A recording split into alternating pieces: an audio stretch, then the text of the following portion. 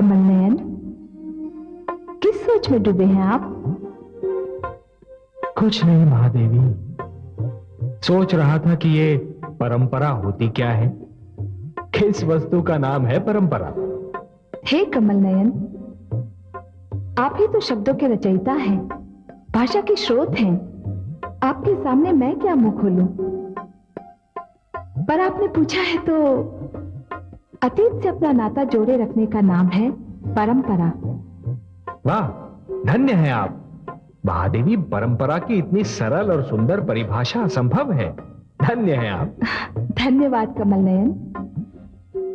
ये सत्य है कि हर पीढ़ी ये देखती है कि उससे पहले की पीढ़ी ने जो कुछ किया उसमें कौन से कार्य सुंदर थे, वो उनका अनुसरण करती है और यही परंपरा कहलाती है। आपने सत्य कहा महादेवी, सर्वथा सत्य कहा।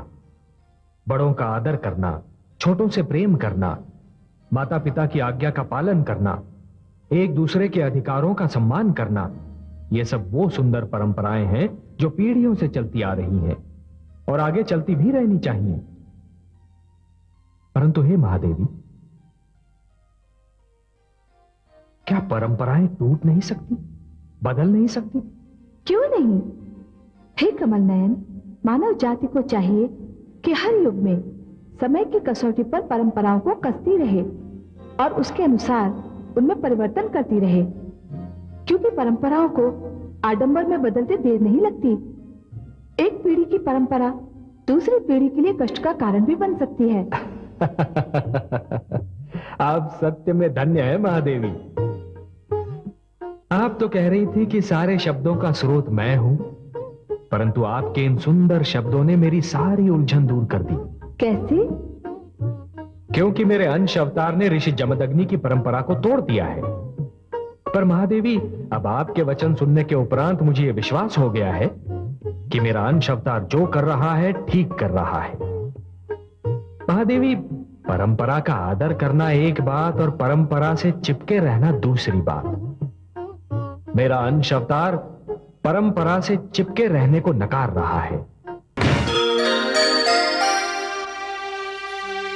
हे कमल नयन, देखिए जमदग्नि को अपनी भूल का आभास हो गया। हाँ महादेवी, और मुझे स्मरण है कि उनकी इस भूल की ओर सर्वप्रथम आप ही ने संकेत किया था। आपने ये कहा था कि परंपराओं को समय के अनुसार बदलते रहना चाहिए। हाँ कमल नयन, मैंने ऐसा इसलिए कहा था क्योंकि मैं जानती हूँ कि परंपराओं को यदि समय, परिस्थिति और तर्क की कसौटी पे ना कसा जाए तो वो मात्र रीति बन के रह जाती हैं। न केवल रीति बनकर महादेवी, वरन उनमें रूढ़िवादिता और कट्टरता का भी समावेश हो जाता है, जो मानव की प्रगति के लिए हानिकारक है। महादेवी, सिद्धांतों में लचक होना आवश्यक है। जीवन केवल किसी एक सिद्धांत से नियंत्रित नहीं हो सकता। जीवन के सहस्रों रंग होते हैं। विभिन्न परिस्थितियों में जीवन के विभिन्न मार्ग होते हैं। आपके शब्द जीवन के सत्य का दर्पण है कमल नयन। सिद्धांतों में लचक होना आवश्यक है।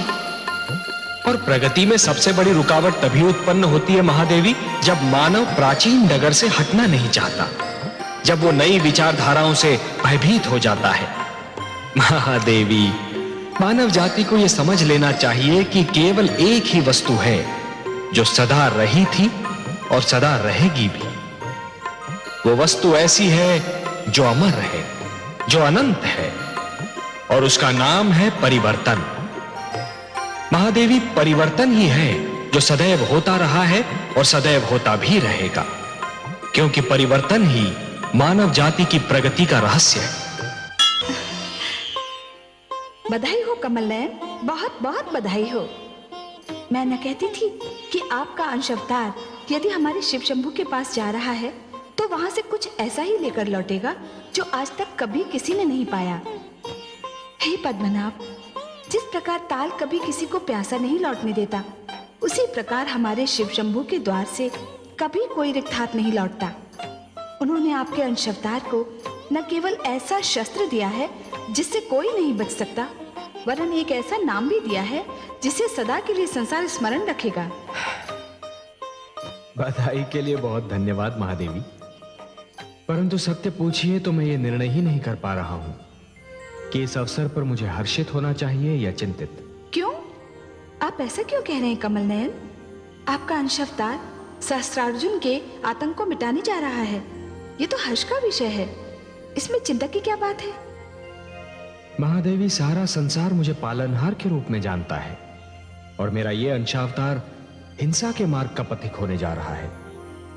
ये तो ऐसा हुआ महादेवी जैसे श्रावण की घनघोर घटा वर्षा के स्थान पर सूरज की तपती किरणें लुटाने लगे। ये तो परस्पर विरोधी बात हुई ना महादेवी? कदापि नहीं। हे सर्वेश्वर, जो पालनहार होता है वही संरक्षण भी देता है और जो संरक्षण करता है वही सुरक्षा भी देता है। मानव की सुरक्षा के लिए शस्त्र उठाना हिंसा नहीं होता। आपका अंशावतार वही कर रहा है जो उसका धर्म है। आपने साधारण स्थितियों में मानव के लिए पालनहार का चरित्र निभाया है, परंतु जब भी उस पर अत्याचार हुआ है आपने पाप विनाशक बनकर सुरक्षा प्रदान की है। यही तो आपके चरित्र का सौंदर्य है। इसी ने आपको आराध्य बनाया है। इसीलिए आपको चिंतित होने की कोई आवश्यकता नहीं। किन शब्दों में आपका आभार प्रकट करूं महादेवी? मेरे मन का बोझ हल्का करने के लिए ऐसे सुंदर शब्दों का चयन केवल आप ही कर सकती थी, और ये शब्द अपना सौंदर्य केवल आप ही की मधुर वाणी से प्रकट कर सकते थे। आपने मेरी सारी चिंता मिटा दी। आपको कोटि कोटि धन्यवाद। आप धन्य हैं देवी रेणुका, आप धन्य हैं। महादेवी, महादेवी, देखा आपने? देवी रेणुका ने नीच सहस्त्रार्जुन को यह दिखा दिया कि नारियों का अनादर करने वालों के साथ कैसा व्यवहार होना चाहिए। देखा कमल नयन, मुझे रेणुका के आत्मसम्मान पर गर्व हो रहा है, किंतु मैं उसके लिए चिंतित भी हूँ। बड़ी विचित्र हैं आप। जब मुझे चिंता होती है तो आप मुझे सांत्वना देती हैं, और अब आप स्वयं चिंताग्रस्त हैं। अच्छा बताइए, आपकी चिंता का कारण क्या है? मैं स्त्री हूँ कमल नयन, इसी कारण मैं पुरुष के स्वभाव को भली भांति जानती हूँ। संदेह पुरुष के स्वभाव का एक विशेष अंग है। दूसरों, विशेषतया स्त्रियों के चरित्र पर संदेह करना उसके लिए सरल है, और कभी कभी उसे इस संदेह में आनंद भी आता है। महादेवी, मैं आपकी बात समझने का प्रयास अवश्य कर रहा हूं, पर समझ नहीं पा रहा हूं। रेणुका अपने पति को कष्ट सहते देखकर व्याकुल हो उठी थी। वो सहस्त्रार्जुन के पास इसी कारण गई थी कि उसके पति और परिवार की यातनाओं का अंत हो जाए। उसे विश्वास था कि इस प्रकार वो सहस्त्रार्जुन के मन में लज्जा जगा सकेगी और अपने पति को उसके आतंक से छुटकारा दिला सकेगी। परंतु अब मुझे लगता है कि उसका ये विश्वास किसी संदेह की धारा में बहने वाला है। ये क्या हुआ कमल नयन? ये आपने क्या किया? मैं जानता हूं महादेवी कि आप क्रोधित हैं। क्रोधित नहीं सर्वेश्वर, मैं दुखी हूँ, पीड़ित हूँ। मेरे हृदय में पीड़ा की टीसें उठ रही हैं। मेरे मन मस्तिष्क का संसार डावाडोल है। ऐसी पीड़ा और ऐसी यातना का अनुभव मुझे आज से पहले कभी नहीं हुआ था। मैंने तो पीड़ा से मुख फेर लिया। उस दृश्य को देखना, सहन करना मेरे लिए असंभव हो गया था। आप सत्य कह रही हैं महादेवी। जो कुछ हुआ वो देखने योग्य नहीं था। वो दुर्घटना अविश्वसनीय थी, निंदनीय थी। वो भी आपके हाथों? नारी का सम्मान जिसका सर्वप्रिय सिद्धांत है, प्रधानतम संदेश है। हे कमल नयन, नारी के प्रति आपकी भावनाओं को मैं जानती हूँ। उन्हीं भावनाओं के कारण तो मैं आपकी पूजा करती हूँ। आपको सदा ये दुख सताता था कि आप अजन्मे क्यों हैं? किसी माता के गर्भ से आपने जन्म क्यों नहीं लिया? और अब इस बार जब आपके अंशावतार ने देवी रेणुका के गर्भ से जन्म लिया, तो उसने उसी का सिर काट दिया जिसकी कोख से उसने जन्म लिया। हाँ देवी, मुझसे ये अक्षम्य अपराध हुआ है। यह अप्रिय घटना हुई है मेरे हाथों से।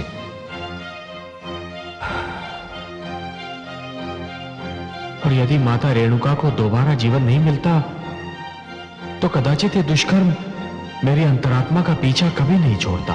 हर्ष की एक किरण न होती तो इस अंधकार में घटना के कारण सारी सृष्टि मानव का सारा इतिहास एक गहरे और कभी न छटने वाले अंधकार में डूब जाता।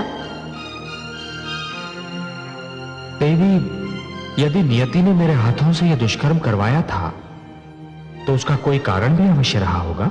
मुझे तो कोई कारण नहीं दिखाई देता। परंतु मुझे दिखाई देता है। क्या? इस दुर्घटना से मानव जाति को एक सीख लेनी चाहिए महादेवी। वो ये कि यदि किसी कारण माता पिता के बीच तनाव उत्पन्न हो जाए तो संतान को बिना सोचे समझे हस्तक्षेप नहीं करना चाहिए। तनाव की वास्तविकता को जाने बिना किसी एक का पक्ष कदापि नहीं लेना चाहिए, क्योंकि यदि पितृ देवो भव सत्य है तो मातृ देवो भव उतना ही महान और उससे भी अधिक प्रबल सत्य है।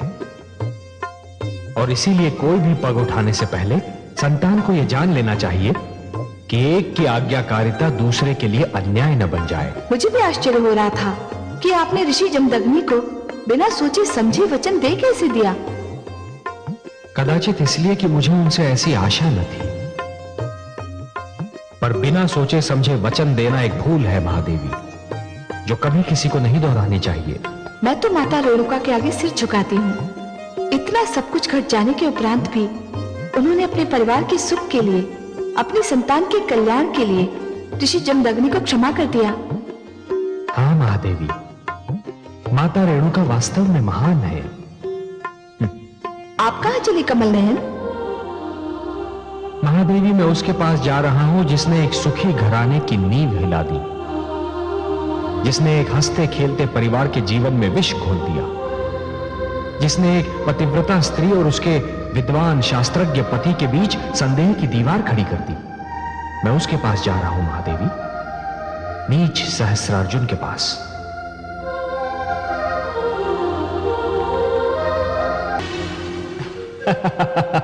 महादेवी, मैं आपको नतमस्तक होकर प्रणाम करता हूं। मुझे क्यों कमल नयन? वास्तव में मैं प्रणाम तो समस्त नारी जाति को करना चाहता था, परंतु आप मेरे समक्ष थी तो मैंने आप ही को समस्त नारी समूह का प्रतिनिधि मान लिया। सत्य है कि बलिदान की यह भावना, ये स्नेह और निस्वार्थी प्रकृति केवल नारी को ही मिली है। हाँ कमल नयन, अपने पति के लिए अपने प्राण दांव पर लगा देना केवल नारी का ही स्वभाव है। अब देखिए ना, मृण्मयी जानती है कि उसका पति क्या है, क्या कर रहा है, पर जब उसके प्राणों पर संकट आया तो मृण्मयी ने अपने प्राण आगे कर दिए। हाँ महादेवी, नारी की यही भावना तो संसार में परिवार की कल्पना की दृढ़ नींव है, और इसी नींव पर पति पत्नी के नाते का विशाल भवन खड़ा होता है। मैं महारानी मृण्मयी को प्रणाम करता हूं। नारी के प्रति आपका ये सम्मान ही आपको श्रेष्ठ और महान बनाता है। क्या हो गया है दुष्ट सहस्रार्जुन को? भोली भाली गौ सुशीला को छीन कर ले गया। ये तो घोर पाप है। महादेवी, ये घटना केवल एक गाय को छीनने तक सीमित नहीं है। तनिक ध्यान से देखिए, आज जो कुछ हुआ वो उन घटनाओं का संकेत है जो आने वाले युगों में घटने वाली है। आप तो सत्य के ज्ञाता हैं, सर्वज्ञानी है कमल नयन। आपकी दृष्टि उस सत्य को देखने में भी सक्षम है जो रहस्य और अज्ञान के अंधेरों में लिपटा रहता है और किसी को भी दिखाई नहीं देता। क्या आप मुझे आने वाले युगों की उन घटनाओं के विषय में नहीं बताएंगे? क्यों नहीं महादेवी, आप तो जगत माता है। माता की गोद मानव का सबसे महान शिक्षालय होता है। माता के ही माध्यम से संसार को सत्य का ज्ञान मिलता है। परंतु मेरी दृष्टि जो देख रही है वो कुछ बहुत आनंददायक नहीं है। आप मेरी जिज्ञासा बढ़ा रहे हैं कमल नयन। महादेवी, मैं देख रहा हूं कि एक युग ऐसा भी आएगा जब मानव अपनी मन भावन वस्तु को पाने के लिए उसके योग्य बनने का प्रयास नहीं करेगा। वो ये सोचना भी छोड़ देगा कि जो वस्तु उसे भा गई है वो यदि किसी और के पास है तो क्यों है। उस व्यक्ति ने ऐसा क्या किया कि वो सुंदर वस्तु उसे मिल गई, और वो उस वस्तु को बलपूर्वक छीनने का प्रयास करेगा। मानव अपनी योग्यता के स्थान पर अपने बाहुबल पर अधिक विश्वास करेगा। ये तो बहुत दुखद संभावना है कमल नयन। परंतु सच्ची भी। वो युग आएगा महादेवी वो युग आएगा जब मानव अपने लक्ष्य को प्राप्त करने के लिए परिश्रम और चिंतन के कठिन मार्ग को छोड़कर ईर्ष्या से प्रेरित छोटे छोटे मार्गों को अपनाएगा, जिससे वो शीघ्रातिशीघ्र अपने लक्ष्य को प्राप्त कर ले।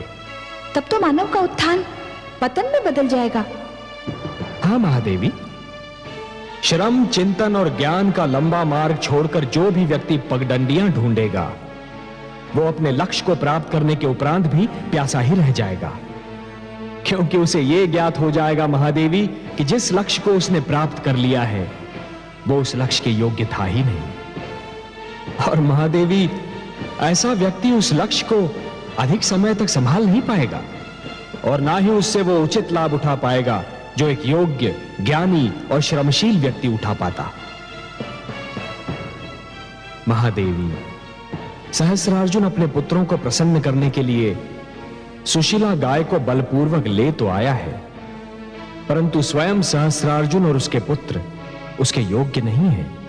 मैं तो भूल ही गऊ सुशीला के विषय में सोचकर दुखी हो रही हूँ। वो पापी हाथों में पड़ गई है। और मेरी चिंता यह है महादेवी कि कहीं सहस्रार्जुन और उसके पुत्रों की निराशा का कोई बहुत भयंकर परिणाम न निकले।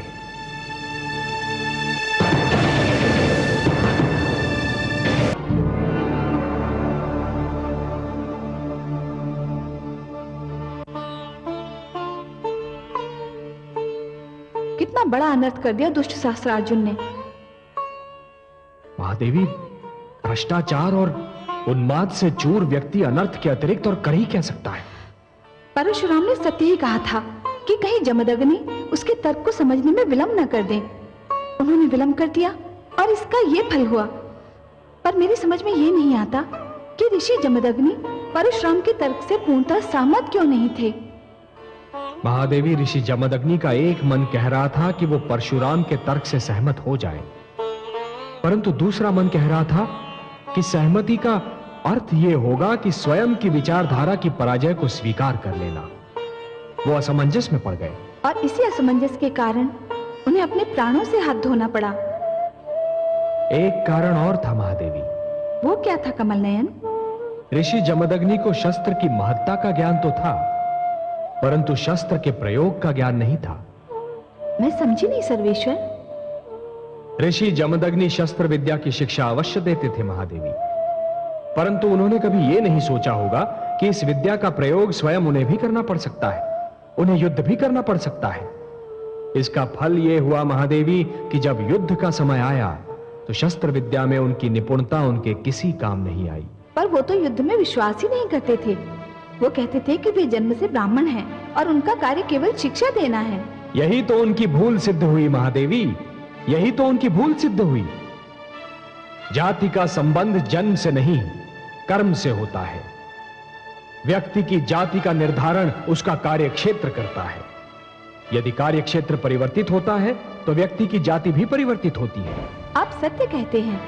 इस साधारण रहस्य को जमदग्नि ने समझने का प्रयास ही नहीं किया। उनके हाथों में जब पुस्तक थी तब भी वे स्वयं को ब्राह्मण ही समझते थे, और जब उनके हाथों को शस्त्र उठाना पड़ा तब भी वे स्वयं को ब्राह्मण ही समझते रहे। आपने सर्वथा सत्य कहा महादेवी।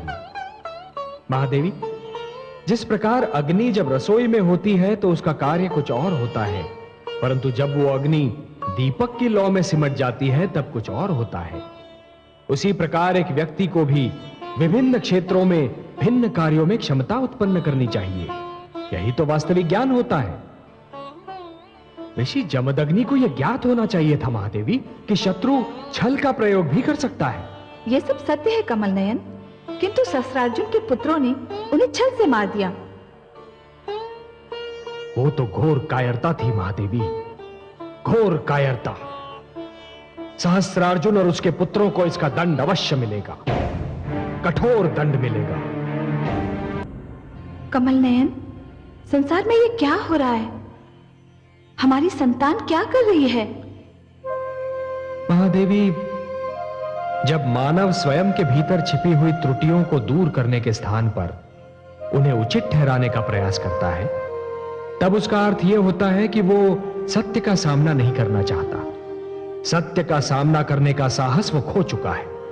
वो सत्य से दूर भागता है, मुख मोड़ता है, पलायनवादी बनता है, और यह पतन का लक्षण होता है महादेवी। मुझे तो ये भय लग रहा है कि सहस्रार्जुन जिस प्रवृत्ति को बढ़ावा दे रहा है वो आने वाले युगों में मानव जाति के लिए एक बहुत बड़ा रोग बनकर रह जाएगा।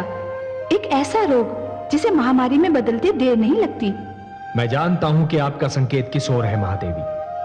इस समय सहस्रार्जुन अपने व्यक्तिगत स्वार्थ के लिए जातिवाद को बढ़ावा दे रहा है, और यही जातिवाद आने वाले युगों में एक अभिशाप सिद्ध होगा। हे महादेवी, जिस प्रकार भूकंप ऊंची अट्टालिकाओं और भवनों को गिराने की शक्ति रखता है, उसी प्रकार ये जातिवाद एक सुदृढ़ और संगठित समाज को नष्ट करने की शक्ति रखता है। जन्म, रंग, भाषा, जाति और वर्ण के मतभेद आने वाले युगों में मानव समाज के सामने नित नए संकट उत्पन्न कर सकते हैं। अपने स्वार्थ के लिए समस्त समाज को संकट में डालकर सहस्रार्जुन संसार की शांति भंग कर रहा है। मैं समाज में इस जाति और वर्ग के संघर्ष को रोकूंगा। मुझे इसे रोकना ही होगा।